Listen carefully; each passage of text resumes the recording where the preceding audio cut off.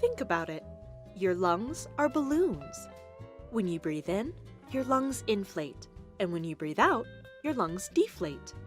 So, what would happen if you held your breath while scuba diving? If you held your breath while descending, your lungs will become smaller, creating dense pressure inside your full lungs. If you held your breath as you ascended, the air in your lungs would increase in size under pressure. In either scenario, eventually your lungs would fail. This is why the #1 rule of scuba diving is never hold your breath. So, you might be thinking, why does pressure change underwater? It's simple. The deeper you dive, the higher atmosphere you're in. When diving into a higher atmosphere, the volume of air spaces will get smaller, and the molecules in those spaces will become more compact.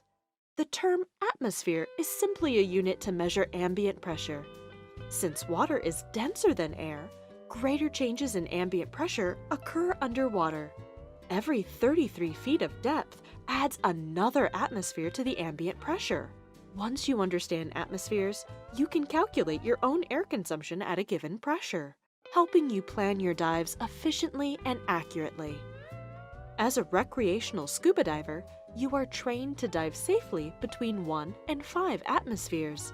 At sea level, you start your dive at 1, and as you descend deeper underwater, the pressure and density increases, and the volume decreases. This relationship between pressure, density, and volume stays consistent as you dive. At 33 feet deep, you're at 2 atmospheres. At this depth, volume is 1/2 of what it was on the surface, and the density is 2 times denser. This relationship continues as you dive deeper, all the way down to 132 feet, where at 5 atmospheres, the volume is 1/5 of what it was on the surface, and the density is 5 times denser. Make sense? Think about it this way. If you had a balloon at the surface with a volume of 10 units, taking it down to 5 atmospheres would reduce the balloon's volume to 2 units. Because at 132 feet, the volume of an object is 1/5 of what it was on the surface.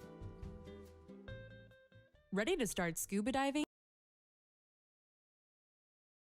Okay, but first, this is the ear, and this is how it looks inside. First, number 1, you got the outer ear. Number 2, you got the inner ear. Number 3 is the eardrum, and number 4 is the Eustachius tube.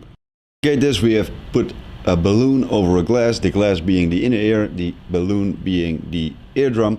And what happens when you go down is the eardrum bends inwards because of the negative pressure inside the ear. And this is what you actually feel. So when the eardrum is bending, that's when it's starting to hurt. When we go back up again, the pressure will build back up inside the ear and push the eardrum back out.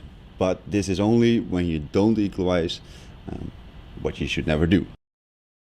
This is because your eardrum isn't as flexible as this balloon. If you go deep enough without equalizing, you're gonna have a puncture, and water will get into the inner ear and reach your balance organ, and this controls your balance, and your world will literally be turned upside down. You get nauseous.